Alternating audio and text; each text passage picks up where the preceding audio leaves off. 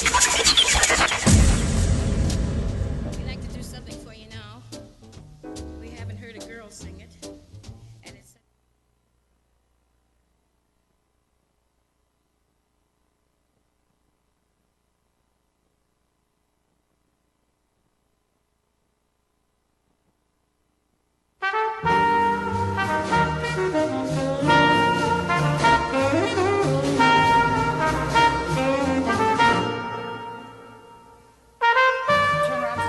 Chillin' with Larry Megan.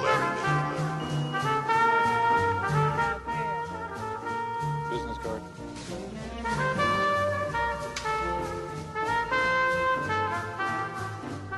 Well, we're chilling with Larry Megan on a Wednesday night. Welcome to the show. Tonight, we're going to focus on some sports talk. I want to invite everybody to feel free to call in as we're talking. We're going to talk a little bit about the Yankees. I've got my main man Frankie over here. We're gonna chop it up on what the Yankees are doing today in the news about Posada, what's happening with Jeter, a lot of things with the Yankees. Of course, we have the Jets to talk about. The Giants had a big weekend as well. There's Frankie. Don't get too carried away, Frankie. I'm happy. Okay, good. And also, in the second half of the show, we're going to get to one of my favorite watch geeks out there, Ripper Ron. He goes by Rip It Ron in the Pacific Northwest up there. And we're going to talk some basketball with the Ripper. And he knows I'm a big-time Laker fan, and I think he's kind of in the Boston Celtics corner a little bit, and maybe even the Miami Heat. But we'll talk about that as well. Now, just a little bit of housekeeping here. Tonight, we do have a special offer from the Acorn Exchange. So what you're going to want to do is you're going to want to open up a new browser if you're watching us on Acorn TV, or if you're watching us on the Zadalza network as well. Open up a new window browser. Go to www.acorn.tv, and you can then click on the Acorn Exchange. And our Giant Oak offer for tonight, each week we've been giving a really nice special value on a particular timepiece from Sterling Original. And tonight Sterling has come through with really an iconic piece for the brand. As many of you know, I'm the president of Sterling Original. Ooh. And, yeah, okay, don't get carried away there. But here it is. This is the Louis. This is a mechanical automatic master calendar with the day, the date, and the month operating off of a single mainspring of 43 millimeter size, which is a really nice dress size. Not too small, not too large, a nice presence on the wrist. And what you can do is you click on the Acorn Exchange, and you'll see the Louis there, and you'll see the price at $429. All you have to do is add it to your cart, and when you go to check out, you just put in the code word jazz. I want that, Larry. Yeah, well, you can get it. Just go. That's gorgeous. I've never had a good watch in my life. I think I'd actually get a date with that. I'm telling you, Frankie, a lot of women, they look right at your wrist. They look at your shoes, and they look at your wrist. They look at that watch. Okay, either that or they just say, "May I see your checkbook, please?" But in any case, you're right, Frankie. It is a gorgeous timepiece. It's a boardroom style of piece, a very dressy timepiece, and it really is an iconic piece for Sterling Original. So it's a great offer for $119. You can pick that up. Now, also, before we leave the Acorn Exchange, we also have two more items that are on a fantastic value as well in our Wild Oak Forest. While you're in the Acorn Exchange, you can click on the Wild Oak Forest, and in there we've got two great timepieces. We've got the Symphony Menuet, which is again a master calendar operating off of a single mainspring, and you can pick that up. It's on sale at $134 tonight. Or you can go and pick the Century Plaza, which is again a mechanical automatic. Beautiful black mother of pearl, rose gold layering on the case, and it does have a power reserve indicator. You can pick that up for $144. A tremendous value. I want to thank Mr. Fisher from Sterling Original for his support and his backup, and we really do appreciate it. All right. Now, as far as what's on the table tonight for sports talk and everything else, listen, Frankie, being in New York, Yep. The Yankees kind of dominate the airwaves, no matter which station you listen to. We're in the middle of football season. I'm a big Jets fan, but still there's a lot of baseball talk and a lot going on with the New York Yankees. Now, I know the big news today is that Brian Cashman had a meeting with Jorge Posada. Indeed. Yes, and he flat out, told him point blank, we want you to be the DH. Yep. No more catcher for this, in my opinion, what's going to end up being a Hall of Fame catcher. And, of course, the other part is the whole thing with Derek Jeter. We're going to talk about Jeter, but let's focus on Posada for just a moment. Listen, I'm all in favor of Posada being on the team and even batting. I said all year long this year when the Yankees were playing ball that, Girardi was sitting Posada way too much, and too many times he was not in the lineup. On those days when Francisco Cervelli was doing the catching. Cervelli was doing the catching, thank you. I always felt like, hey, at a minimum, Posada should be the DH. He needs to be in the lineup. I didn't agree with him sitting out all those games. They learned, I guess, this year that Cervelli doesn't appear to, be a major league style of hitter. His defense also was not as good as they thought. He had a very low percentage of throwing out runners. So now I think what's happened here is that because of the way Girardi handled the situation, I think he's kind of got everybody convinced that Posada cannot catch anymore. He's too old to do it. He can't do it. And I don't believe that to be the case at all. I think the biggest mistake the Yankees made last year, and I'm really done with trying to defend Brian Cashman. I've been a supporter of Cashman for a long time, but I'm really done with defending him. They should have never given up Jose Molina. It would have cost him $2 million to keep Jose Molina And on have the no squad. hitting. Well, listen, if Posada's your catcher, Molina's your backup, it was a nice combination. But listen, let's not talk about Molina. Listen, I know you think that Posada's done, so go ahead, Frankie. It's your turn. All right, Give me your take on Jorge Posada. Jorge Posada. First of all, he was a fantastic catcher at one point. But even at the pinnacle of his career, he was never a brilliant defensive catcher. Never. And you can say what you want about what you think he should be doing with his game this year, but he cannot throw out a crippled third grader anymore. Well, now you're getting into exaggeration. No, Frankie. no. Come on, Larry, come on. The numbers don't lie, and I'm going to get you the numbers. He cannot throw anybody out anymore, and that is, of course, from the labrum surgery. That had something to do with it. And as far as the reason why he wasn't catching as much this year, and as much he wasn't DHing as much as you thought he'd like. Now, it wasn't until now that we realized that he also had a torn meniscus that he just got replaced, the same as CC Sabathia. So a 39-year-old catcher, first of all, you got to tip your hat to him that he even got that far, because a catcher's shelf life does not go beyond 35 usually. So you got to tip your cap to him there, but he is just not fit for the job anymore. Well, hold on a minute. You say he's not fit. Are you saying he's not in good physical condition? He's not fit, physically fit? The amount of conditioning you need to be in to catch anywhere near 70% of the games in a major league season is just not what a 39-year-old body can handle all the way throughout. He's going to be on the DL constantly. Aside from that, he's starting to have the knee problems. He already had the shoulder problems. If you're a catcher that is having meniscus surgery and you've already had labrum surgery, the two biggest things for a catcher is your throwing arm and your knees, because you're squatting all game. Aside from that, he can't run. His numbers as a DH have always been terrible, but his numbers as just hitting in general this year have been at least 15 points lower than usual. He's becoming a cog on the base paths. He can't. It's just really, really, really. It's very bad. All right, listen. You say his average was down this year. Let me ask you something. Yeah. How many games did Posada catch this year? I'll get that for you. It'd be lucky if he caught 100, okay? I mean, he might have been a few games over 100, if that, okay? When you're not playing every day, your numbers are going to go down. It takes you 2-3 games just to get your swing back.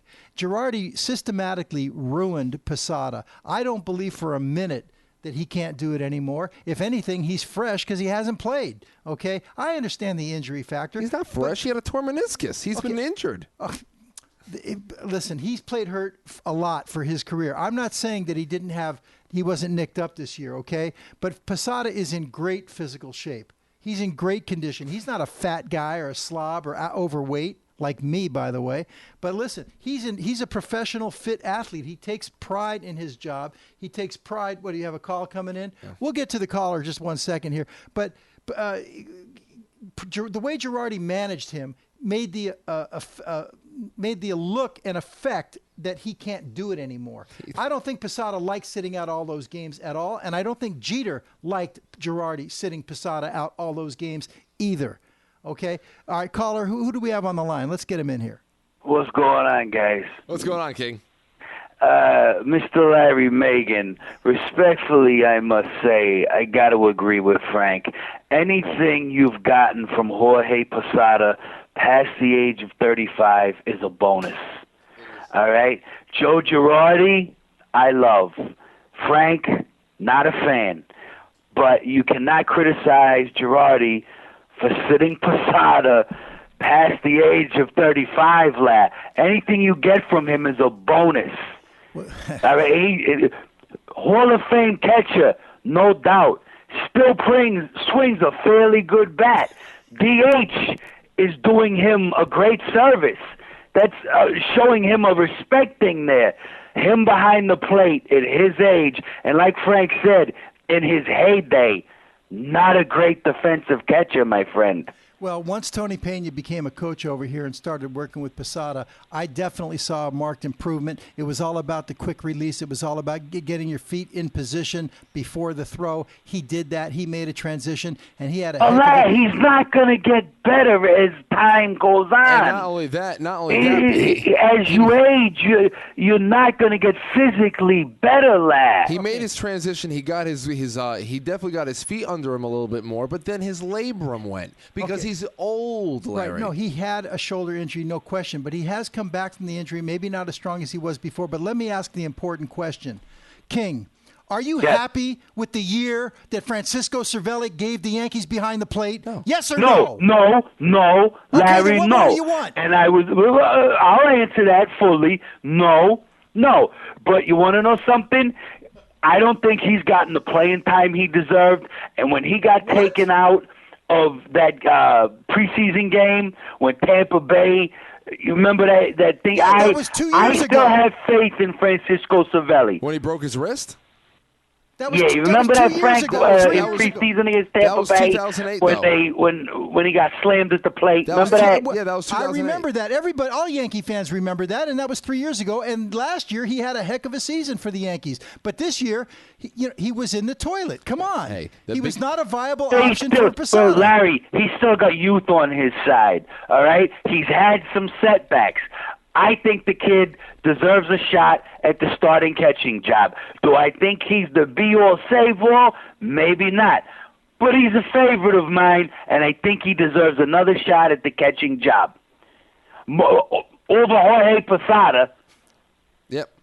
All right. Well, listen, Posada may end up... Thank you, King, for the call. Thank you, King. All right. Talk to you later. It's always a pleasure. Well, call us back another time, King. That was a lot of fun. Listen, Posada just may end up in the Hall of Fame.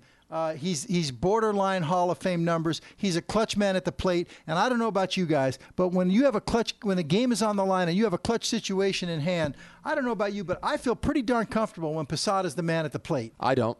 Well, I don't know what team you've been watching, Frank. What team I've been watching? I've been watching the Yankees, and Posada has been screwing the pooch at the plate lately, especially in big spots. He gets those C&I singles in there too soon. But you want to know something, Larry? The one thing that we learned from the 2009 going to 2010, I didn't agree with Johnny Damon leaving ever, never like that. But I do agree with the youth movement. You and I are on the same side on the Damon thing. Okay, 39-year-old catcher. Mm-hmm. You've got Austin Romine, who is tearing up the minor leagues right now and having a good good Arizona Fall League showing. Austin Romine is one of the biggest touted catching prospects out there. Then you have Jesus Montero, who's pretty much like a Posada clone, where you're not going to be getting the defense that Romine gets you, but he's already hit 20. He hit 21 home runs this season. You've got two of the best catching prospects in the game waiting in the wings in the minor leagues. Look what Buster Posey did for the San Francisco Giants this year. We just got to be able to grow up. We got to grow up. This is Posada's last season as a Yankee either way. Well, that's a good point, Frankie, and that's part of my point that you just made right there. So what? You're going to honor him? You're going to honor him by ruining the team? No, it's not going to ruin the team. Yeah, it would. Okay, well, listen. Let me ask you something.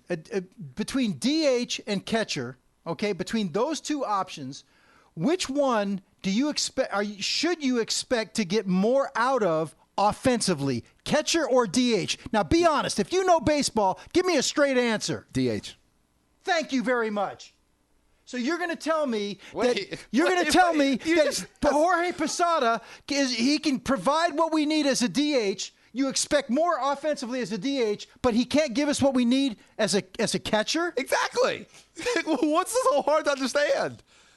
How is he going to give you the offensive production as a DH if he can't give you the offensive production as a catcher? Because he's only going to be catching X amount of games. DH, he can play more games. You keep his bat fresh. You keep his legs fresh. He's getting meniscus surgery. Everything's going on him. He can't run as it is. DH is going to keep him fresh. Again, I'm going to say it again and again and again, and we're just going to have to agree to disagree. We're not going to agree on this. I don't get it. Your opinion and everybody in this town's opinion is colored by the fact of the way Girardi played Posada this year. Posada could have caught 140 games easy this year. Instead, he caught 100. It gave the appearance that he could no longer do it. Larry, Posada did not have to sit out all those games. Larry. Okay? You think he can't do it. You think he's injured beyond playing because of the picture that Girardi presented. Okay. I don't like Girardi. I don't like Girardi at all. I am not using this as a Girardi thing. If you watch the games, teams with even moderate speed were putting on clinics. That last game in Boston. No, the last game in Boston. Terry Francona pretty much told the Twins, hey, listen, this is how you beat the Yankees. They stole 5 bases on Posada. He can't throw anybody out. If you're playing a team that has moderate speed, he has no arm left. Well, there's something called, holding on a runner. What's his name? Burnett. Yeah, I know you steal a lot of bases on the pitcher, but there's no competition anymore. All right. Okay, Coach. I don't agree with you on that. I think Posada, I'll tell you what, Posada had a higher percentage, as far as I recall. I don't know for sure, but I'm 90% sure. Posada had a higher percentage of throwing out runners this year than Francisco Cervelli. I think Cervelli was like 12%. He was like the lowest in Major League Baseball. Well, okay. Cervelli wet the bed this year. We know that. Fine. So the option to Posada was the lowest percentage in the major leagues this year. Wow, there's a brilliant manager. Exactly. Okay. Because there's no. Well, listen. Because when you have to keep him, you have to keep an aging body, an ailing body fresh for whatever kind of offensive firepower we're going to need for October. You got to do what you got to do. Hey, listen. If they've got some Buster Posey in the minor leagues here, like you say they do, and the guy is going to be, all that, a young Johnny Bench or something like that. You got to give him time. Then fine. Then I'm okay with it. But what they put out there this year did not get them to the series. What about Texas? They put Benji Molina out there, okay? Benji Molina was lucky to even latch on with Texas and have a job. He was really 1 foot out the door, out of a job, out of baseball, okay? You're going to compare him to Posada? Yeah, but Benji Molina, the guy must weigh 300 pounds. Yeah. He's almost out of baseball. He's cut by the Giants. Texas gives him a shot, and they go to the World Series with Benji Molina. You don't think the Yankees could have gone to the World Series with Posada? There's another aspect to catching. It's called calling a game. First of all, Benji Molina was a contract risk out there in San Francisco. He had never had any speed, but he always had the potential to pop out 15 to 20 home runs a year, and he's a very good defensive catcher, just like the rest of the Molinas are. So that is San Francisco dumping salary and leaving room for a huge catching prospect in Buster Posey. Secondly, you're going back to Posada. He not only the reason aside from him now knowing that he had a meniscus tear, he was out because of a hamstring this year. He was out because of broken foot bones, because of foul balls off his feet. He was out on DL stints a couple of times this year. You can't let somebody who has to be on their feet squatting all season at 39 years old. So are you saying that Posada asked out? No, he didn't ask out. But So he was sat down it was by manager's decision, right? How many times did we see Posada on the bench this year when you could just see it in his face that he wanted to be in there playing, and Girardi said, no, you're not playing? Every player wants to be in there playing when they're Girardi always sitting. makes the decision to sit guys when they don't want to sit. Not exactly. This is Cashman. This is front office. They make decisions too. Every player I'm that's done not defending playing, Brian Cashman. Every player that isn't playing wants to play. Look, it's his last year on the contract. I say let him go as hard as he can, as far as he can. You know, the caller King brought up a point saying, and or you brought it up as well. Anything past 35 was gravy with Posada. Yep. Well, the funny thing is that they didn't give him that 4-year deal till he was 36. Exactly. And what was the deal again? 4 years, $80 million. I forgot what they gave. It was 3 years, 50, I think. No, it was 4 years. They gave him 4 years at 36 years old. That's for sure. I don't remember the number, but it was a nice number. But it was definitely 4 years. Right, but you want okay, something. So you say whatever they got out of him after 35 was gravy, yet they gave him a brand new 4-year deal at age 36. Because he had a career year at 35. He had that career year. He bat over 300. He had over 20 home runs, and he knocked it. I forget. It was a career year. All right. Well, I'll just say this: if we're playing pick 'em, choose 'em in the street, and you and I are the two team captains, and it's your pick or my pick, and you got Jorge Posada standing there or Francisco Cervelli standing there, I'll tell you what: you can have Cervelli, and I'll take Posada, and I'll take my chances. Well, I would say, listen, if you're down to Cervelli and Posada, I would take Posada too.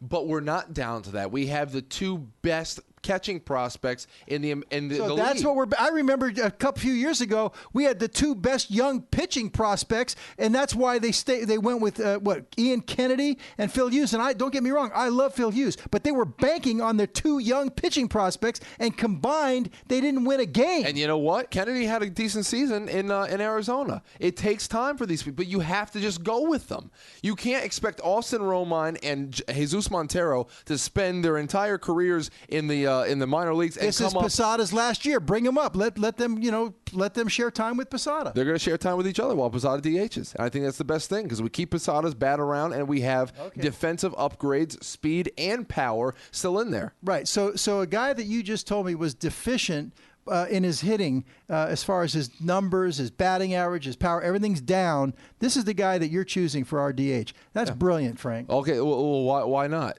Why not? We have him on payroll for one more year. He's still going to pop out 15 home runs or so, but this is going to keep him fresher.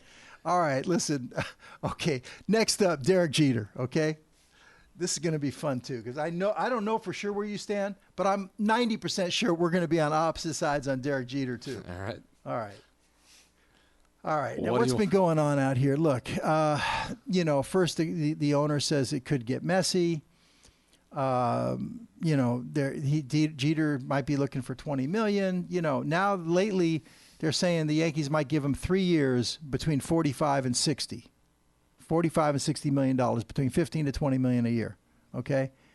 Then I hear all these guys on these just boneheads on the radio, and here I am with a radio show, I guess, but so you can call me a bonehead too, but I hear these guys on the radio saying, well, you're never going to win a World Series with a 37-year-old shortstop. It's never been done. Look it up. No 37-year-old has ever done it. He's declining. He hit 270. 270. He doesn't deserve $15 million, $20 million, 270. Okay? All right. You know where I'm going to come down on this, okay? Where are you coming down on this? I want to hear what you say first. All right. Look.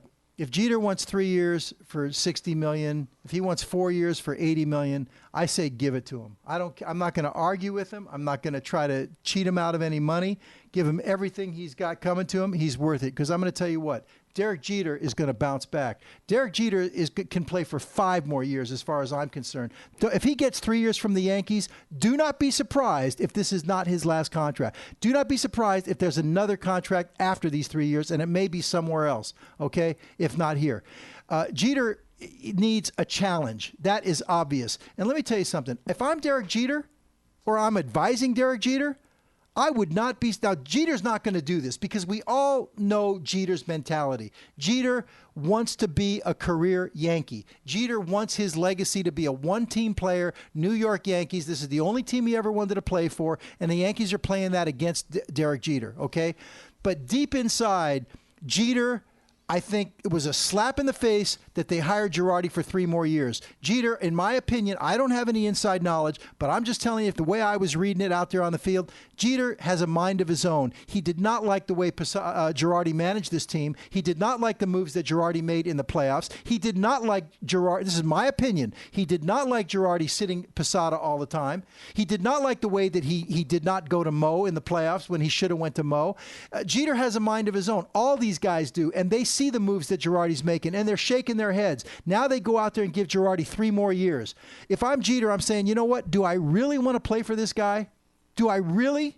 Okay, but because he wants to be a career Yankee, he's going to stay, and he's going to gut it out under Girardi. What a good manager should do with a guy like Derek Jeter, what a guy like Phil Jackson would do or a Pat Riley would do, is you put challenges to these guys. Just because you're a Hall of Famer or a superstar does not mean that you don't need a challenge as an athlete. He needs challenges. If I'm his manager, I'm saying, listen, Derek, everybody thinks you're done. They think you're washed up. They think you can't cover the ground. They think you can't hit 300. You can't get 200 hits anymore. Okay? Here's the goal. Okay? This year, you're going to hit 350. You're going to get 230 hits this year. Okay? And you're going to get 20 or 30 stolen bases. We're going to show the world that you're not done. I don't want to hear this crap that a 37 or 38-year-old guy can't do it anymore. This is 2010. We have advanced training methods and everything else. The athletes are more fit today than they've ever been. Jeter can come in 10 pounds lighter. He needs to be challenged. Jeter's problem this year was not his age. Jeter's problem this year was his swing got too big. Okay, he had his share of Jeterian singles to right field where he stayed inside the ball. But Jeter, in trying to keep those pitchers honest so that they come in with the fastball, he was trying to turn on those balls and drive them into the seats. Forget the home runs, Derek. His swing got too big. You're a leadoff hitter or you're a number 2 hitter in the lineup. Make contact, put the ball in play, and get your base hits. Get your head straight. He didn't have that kind of challenge this year. You have to challenge these guys. Do you want to make the All-Star team? Do you want to make the World Series? Do you want to go down in history as one of the greats of all time? Well, come out now and do something that no one has ever done. That's the kind of challenge that needs to be put in front of him. Shut everybody up once and for all. Jeter can do it. He's a physically fit athlete. Frank, you're too young to understand what 37 years old feels like. And I'm trying to tell you right now, that's good. It's not what you think it is, okay? You can be really athletic and productive at 37 years old. You're not an old man. I know to you, 37 seems like a grandpa, okay? It's not. You're going to be there too, and you're going to remember. You're going to say, shit, I remember Larry Megan told me that, you know what, I can still be a physically fit and productive guy at 37. I know I can. Well, so can Jeter. He's a professional. He's a multimillionaire. He can get nutritionists and psychologists and trainers. Jeter knows how to do it himself. He needs to be challenged. He can do it. And Jeter's the kind of guy that will challenge it, and he'll challenge himself because he's not going to have the coaching on the Yankees to do it. Jeter was injured this year. There's another thing. Jeter plays through injuries. I'm giving him, if he wants $25 million a year, I'm giving it to him. Exactly. When the Steinbrenners bought that franchise, they bought it for $10 million. Yes, okay? but the franchise is now the biggest, the most valuable franchise in all of sports, over $1 billion. Derek Jeter is the poster boy. He's the poster boy for the New York Yankees franchise. Give him his. You don't have a lot of Jeters. Jeter's not only the poster boy for the Yankees, Jeter is the poster boy for New York, the city. I'll talk about that. I'll respond right after we take this call. You have a call over here. You want to take it? Caller, you're on the line. Come on already. Hey, Larry, it's me again. Oh, it's King again. Oh, no. Come on. You're going to kill me on Jeter, too? Oh, what do you mean, oh, no? Whoa, you don't even know what I'm going to say yet, lad. All right, go ahead. All right. First of all, I agree with you that 37 is not a grandpa, all right? I'm 45, all right, my friend? I still am physically competent. But let's face facts. The high demand professional sports gives you, all right? Youngsters, let me tell you something. I do physical work, lad, all right? I still do good at it, all right? My job, I have to do physical things. You can laugh at me if you want. No, that's fine. King, all right, I'm a joker, whatever. Bring it. But let me tell you something. Guys half my age do move faster and are stronger than me at what I do. It's a fact of life. 37 is not a grandpa. But let's get one thing straight, lad. The Boston Celtics made the same mistake as far as quote-unquote honoring icons like Bird, McHale, and Parrish, keeping them on past their prime. Yep. Okay? Nobody's taking anything away from Derek Jeter, but you want to also, or Jorge Posada, but what do you do? What do you do? Let these guys play into their 50s because they're Yankees? Exactly. I mean, let them go out with some dignity and some class, lad. It's a reality. It's a fact of life. The body physically breaks down. Is 37 a grandpa? No. But a 27-year-old is going to move around a lot faster than this 37-year-old, lad. All right, so you can have a team full of babies, King. Listen, you know what? I'm not suggesting that the Yankees should have 9, 40-year-old players on the field, okay? But Derek Jeter is the captain of this team. Derek Jeter is the leader on this team. And by the way, George Steinbrenner passed away this year, okay? It's only a matter of a few more years before there will be almost no more ties to Steinbrenner. I understand his sons own the team now, but Derek Jeter was a personal friend with Steinbrenner. You can say, come on, he was an employee. George Steinbrenner never treated Derek Jeter like an employee. Yes, he was an asset. To the players are assets more than their employees. You're still being sanctimonious, Larry. No, I'm not. Fair enough, lad. Fair enough. Nobody's saying get rid of the guy and tell him to hit the bricks. But if his role has to diminish on the field, then that's what it has to do. You don't want to embarrass the guy. Yep. Jeter's not. No one's embarrassing Jeter. Okay. If you think Derek Jeter is going to embarrass himself, obviously you haven't been paying attention to the type of pride that Derek Jeter plays the game with, okay? Jeter plays the game the right way. He's never going to embarrass himself. Never, okay? 270 was not an embarrassment. It was just an off year. And as Frankie pointed out, he played hurt. But you talk about sanctimonious, Frank, because I mentioned Steinbrenner. There's a lot more to that than you realize. All these guys that played under Steinbrenner, like Reggie Jackson and all the guys, Dave Winfield, that knew him, that knew Steinbrenner, knew that he was a win or else at all cost, winning was the only thing to Steinbrenner. That's all that mattered. Okay? But Steinbrenner knew when to move on, and even though I understand, but Derek Jeter brings Steinbrenner to that team in the locker room and on the field because that was his friend. I'm telling you. Okay, if Jeter goes, Steinbrenner is just a fading memory. I keep Jeter as long as I possibly can. He's not going to embarrass himself. And at this point next year, when the season is over, if Derek Jeter has a 250 year or another 270 year, and he goes in the tank, okay, fine. Then you will be right, and I will be wrong. Listen, okay? first of all, we're going to see if he can bounce back. You haven't even let me say anything yet, so I don't even know what I'm right or wrong about yet. Okay, go ahead. Let me hear it, Frankie. Okay, because you'll be right. I'm like, what did I say yet? First of all, I do believe that Derek Jeter is going to bounce back next year. Second of all, I do believe this. He's going to be able, no matter how much controversy that is being kicked up by the media, Derek Jeter is going to be able to pretty much write his own contract. Because I'm going to tell you something. If there's going to be any personality, any player that the Yankees have to be extremely delicate with as they transition him out into the next phase of his life, which is away from being on the field, it's going to be Derek Jeter. They have to be very delicate with how he ends his career. There can be no bad notes. This is the face of one of the most rich eras of Yankee baseball. It has to be done so delicately, it's unbelievable. So he's going to be dealt with kid gloves. Aside from that, you know what? There's no telling what he can do as far as going into his late 30s. 162 games a year is a lot of wear and tear.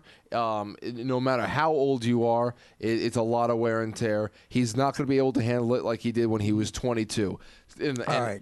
And then going on from there, they got to figure out what to do with him as far as position-wise toward the end of this next contract that he signs, because it's going to be increasingly hard to manage one of the hardest positions to play.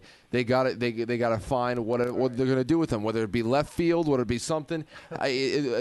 Shortstop is going to be very, very hard for him to manage for the next 4 years. I think he'll definitely be able to do the next 2 years, but this is going to be very, very difficult to deal with. Thank you, Frank. Let's get Rip It Ron on the phone. Can we do that? Okay. Is King still with us? Yeah. All right, listen, King, I want to thank you for your call. Can I just one quick thing? It'll take 2 seconds left. All right. All I was going to say was at least Bernie Williams did it the right way and went out on top. Exactly. Okay, Exactly. Thank you, King. They got to be able to pull their own plug, which Posada will not be able to do. Posada's got a year to go. He's not going to pull his own plug. That's why he's going to bitch and moan. I know he's going to do. All right. Because already the pitching staff doesn't want to throw to him. Okay. You want to get Rip It? Sure. Yeah, let's see if we can get Rip It Ron on the phone. You know, listen, Frankie, you and I are going to go out. We're going to have a little bite after the show, right? Yes, we are. Okay. We'll continue that Jeter discussion after Oh yeah, the I'm show. sure Anthony and Mike are going to love that. Maybe we should just leave all the sports talk here.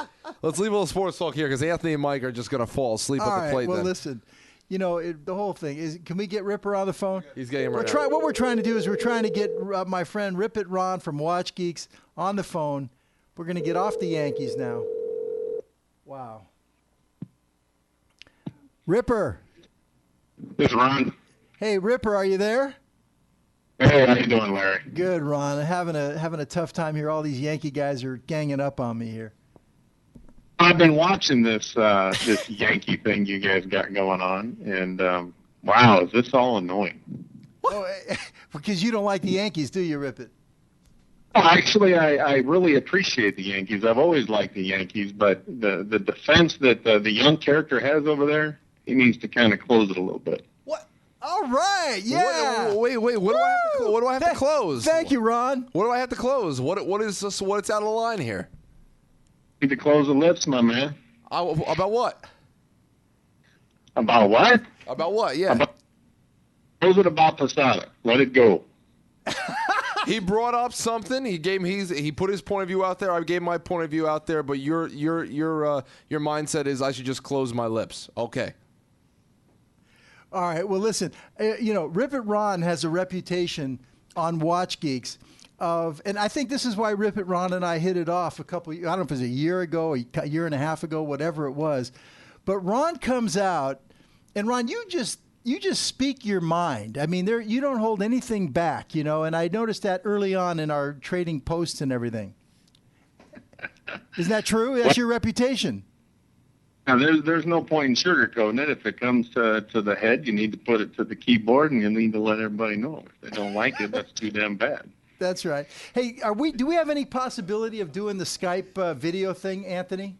He'd have to call Skype. You have to call Skype. Forget. All right. I guess we're not going to be able to do the video part, Ron. Sorry about that. Well, if he has a webcam, he just has to call back from Skype. Do you want to try and do it, Ron? Sure, I can do it, but here's the only problem. I did try calling it in, and it's asking me to submit a email address. What's that? I think you just put Zadalza NY in there, don't you? No? Yeah. What are Well, you talking about?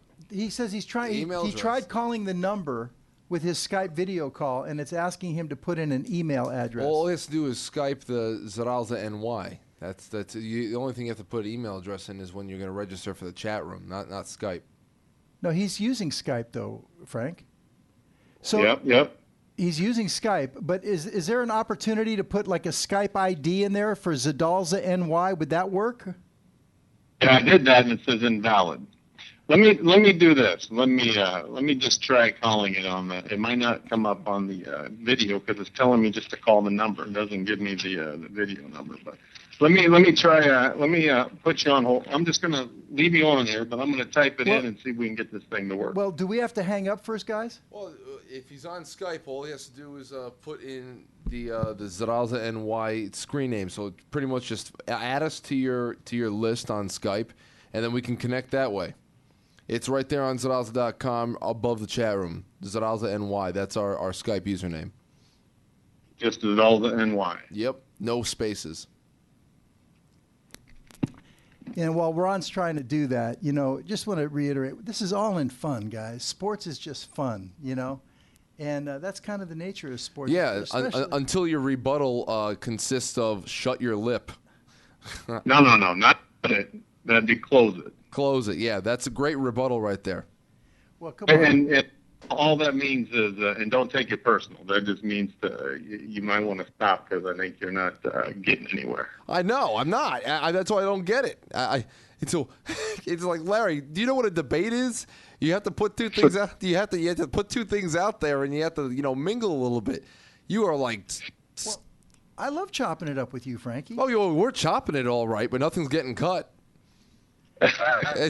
Well, you just haven't been able to persuade me to your way of thinking, and I haven't been able to persuade you to my way of thinking. Everybody who's called in has had pretty good understanding of it too. We threw out the numbers, we threw out everything at you. It's just I don't know what. Well, again, I'm gonna, I don't want to beat up the whole thing again. I just think it's all been colored by Girardi. That's my opinion. Yeah. So, are we? Is it happening? We'll see.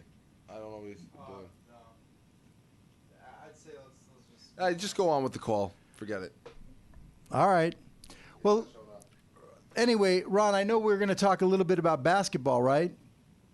Yeah, that was my topic for the evening, actually. All right, let's do that. Me and you, Ron. Was to talk to you about what I feel is the inevitable, and I know it's a long season, and this will be very debatable. But my personal belief is that what we will see in the final this year, and it's just my belief, it's going to be another Lakers and Celtics final. And, you and I have badgered back and forth a little bit about this topic. And, I just kind of want to get your insight of why you think the Lakers are better than the Celtics. Not at this point, but as a whole. As I look at what has transpired in the offseason, forget the. I know that's where all the hype is, and that's where all the media is at. I look at what has been added to the Lakers and what has been added to the Celtics, and I also feel that last year the only reason the Lakers have that second title in a row was the actual Kendrick Perkins issue. So with him not playing Game 7, I still believe cost them that final game. So what is your take and what is your opinion of why you think the Lakers will win 3 in a row, as some people have predicted them? Well, let me say this. First of all, honestly, I'm a big Laker fan, but I'll tell you what, the Celtics are the team that does scare me the most as a Laker fan. The Celtics are just loaded for bear down low with all those big guys. You got Shaquille O'Neal, who I don't really care for Shaq's offensive game all that much, but he's huge. And if he's only going to play 15 or 20 minutes a night, once Perkins comes back, and then you got Kevin Garnett, and then you got Jermaine O'Neal. I mean, all these big guys down low, they're loaded for bear. Then, you've got 2 skilled guys that are definitely advanced in age, no question, between Pierce and Allen, okay? But Rondo is almost as good as there is in the league, and he's a young guy.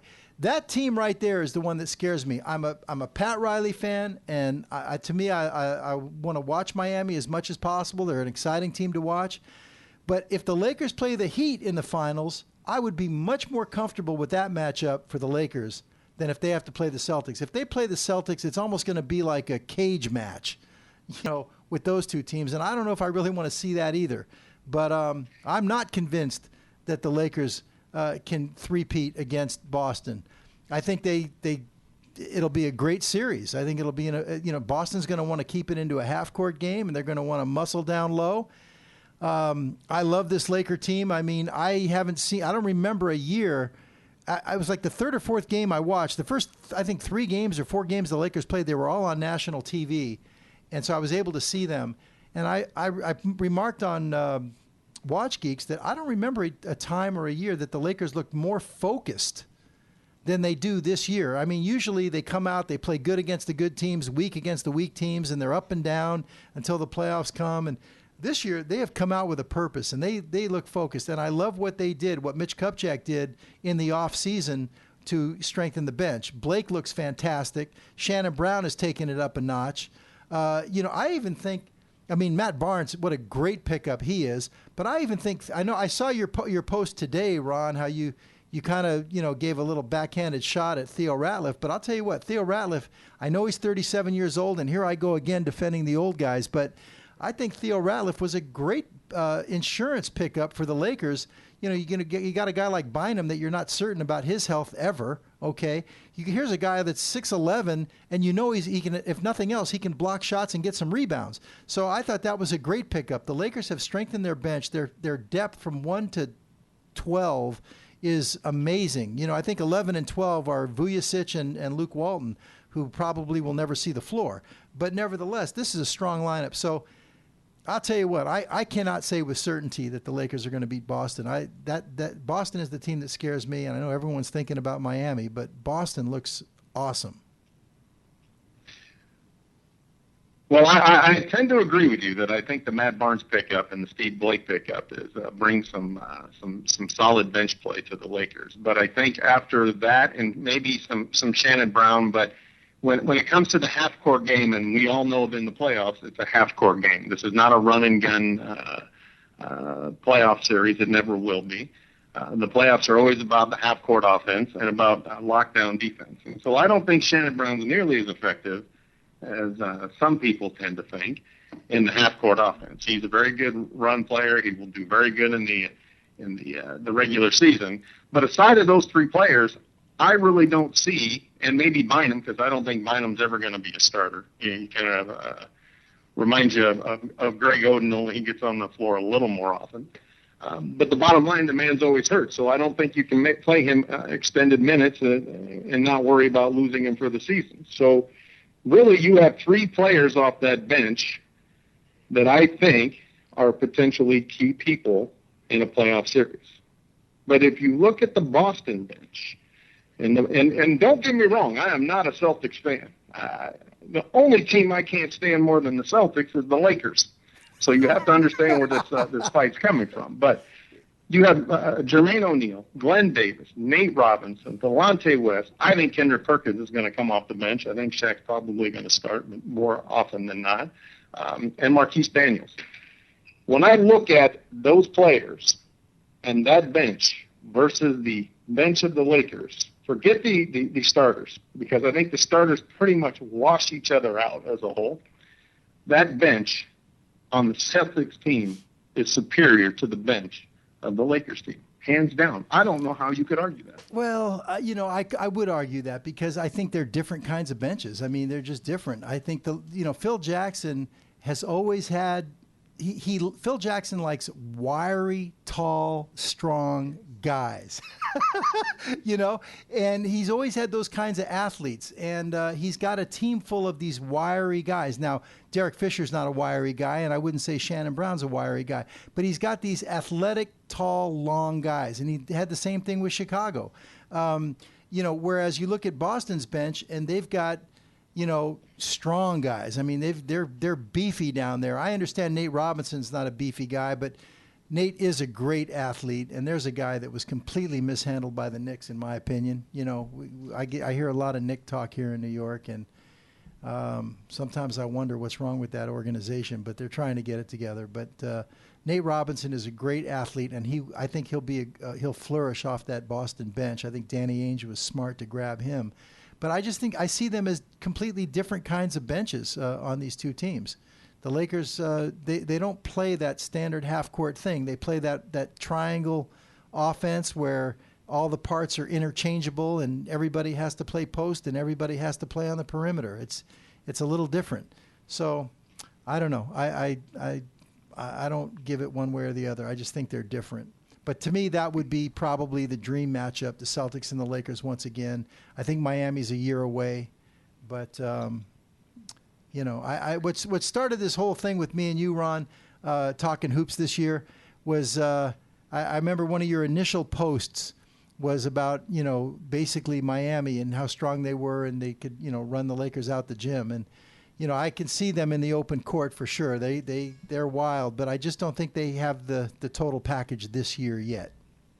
Oh, and I agree with you. I think they are missing a big man, a defensive player. Doesn't need to necessarily be an offensive player, but I think he definitely needs to play some solid defense and do some good rebounding and block some shots. And what I saw just out of one game, and I've only watched 2 games of Miami so far this year, but what I saw from one game, I've never seen a team run with such power.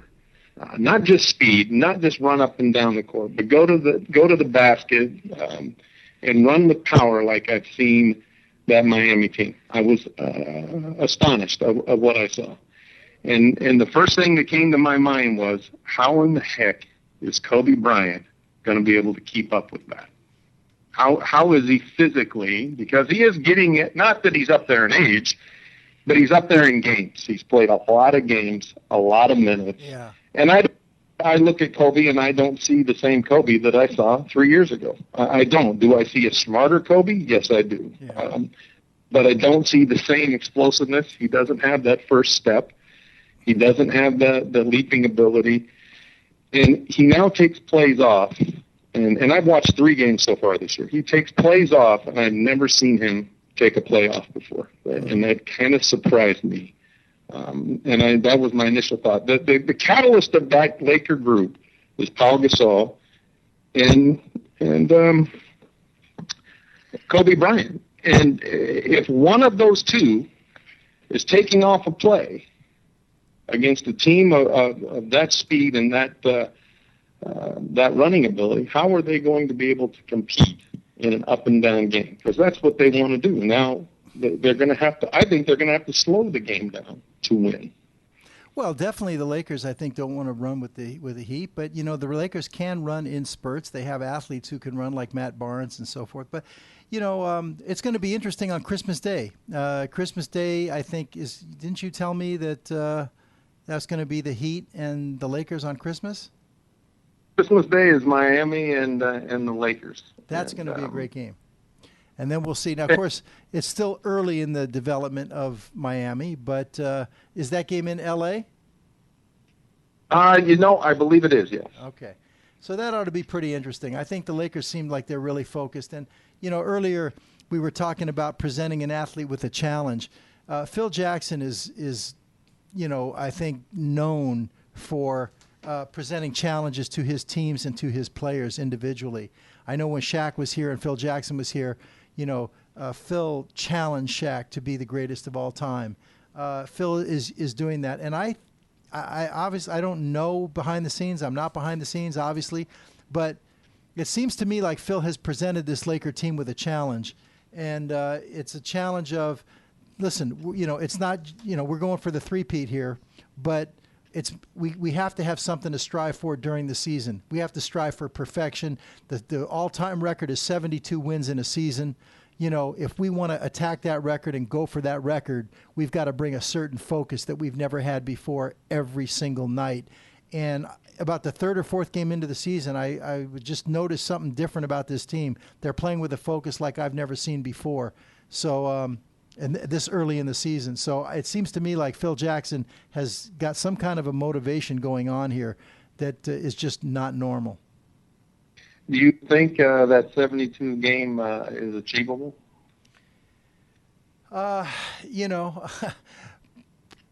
Probably not. Probably not. Too much talent out there. I agree. I think there's too much talent in this league. League-wise, compared to when the Bulls were playing. I think there's way too much talent for that 72-game win season to be broken this year. And I was looking tonight just at and I'm a stats guy. I look at stats and I kind of review them, and I was actually doing a little comparison. And it was interesting to me that the Lakers, their opponents so far this year have won 25 games and lost 37 games. So really, when I look at their record, it really means nothing to me in a sense, because they're playing, some pretty bad teams. I mean, Houston is a terrible team. I think the league expected a lot out of that team, but and the media did, but I don't see them. I mean, they're a 1-16. They're terrible. Phoenix is nothing like they were. Golden State's got a deceiving record. They're 5-2, and that team stinks as well. They have a win over Memphis. I think Memphis is a decent team, not bad. But they beat Sacramento, which is a terrible team. Toronto's a terrible team. They beat up a Portland team that I think is and I'm from that area. I think Portland is extremely overrated and undermanned at this point, even though they have a winning record. And they beat a Minnesota team. They really beat nobody at this point. This next game against Denver will be very interesting, and even though I think there's some huge problems in Denver with the Carmelo Anthony issue, their challenge, I think, is coming in the road ahead because they really have not been tested by anybody. And they almost got, they only beat Minnesota by 5 points. Well, Ron, typically, I hear what you're saying, but, typically in years past, those are the teams that gave the Lakers the trouble.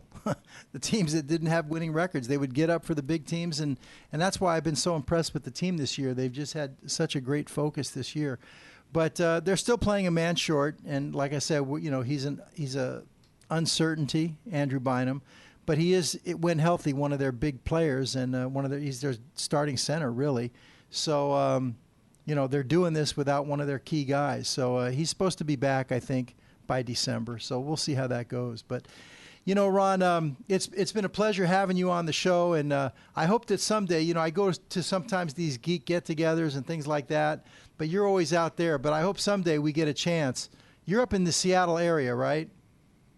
Actually, I'm in the Portland area. I just live across the river in Vancouver, Washington. But, I hope that one of these days, we do get the chance to meet face to face, because I have a special place, in my heart for you, Ron, because I remember one night when I was doing the shows on Shop NBC,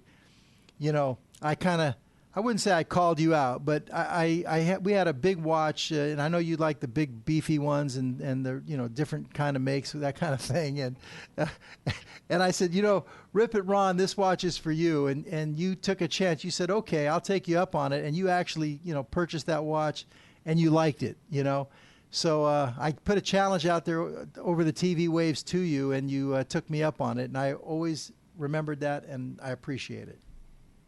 And so do I, and there's more to that story, and we'll always be linked for that watch, that's for sure. Thank you, Ron. But a pleasure. We'll do it again, and we'll talk some more too. And tell that young guy over there that you can't outwit the older guy. It's not going to happen. It's true. It's very true. Ron, I love these guys over here, and if you knew them, I know, knowing you the way that I think I know you, you would love these guys too. I've been watching the whole show all, since you guys started, and I'm watching this kid, and I'm thinking to myself, this poor kid, he just can't cut it loose. Yeah, well, you know what? If it was my show, if it was like my show on Tuesdays and Thursdays or a Monday night, then I'm in control here. But I gotta yield to Larry. He's the host here. I just gotta be a good boy, and whenever I get an open window in there, I try to get whatever the hell I can in. But you know what? I'm just gonna I yield when it's not my show. You gave a good gallant effort, but I think you came out on top. Yeah, well, it's all good. Thank you so much, man. Thanks, guys. Have a good. Take it easy, Larry. All right, peace, man. Well, that pretty much ate up the show. But listen, until next time, I'm Larry Megan. We'll see you next. Well, actually, wait a minute. Time out. You know what? I just remembered something, guys. I'm not going to be here next week. I'm going to be in Minneapolis with Shop NBC, and we'll be doing the watch thing there. So we'll be back in 2 weeks on the evening before Thanksgiving. We'll see you next time. Peace, love, and all good things. Chill with Larry Megan.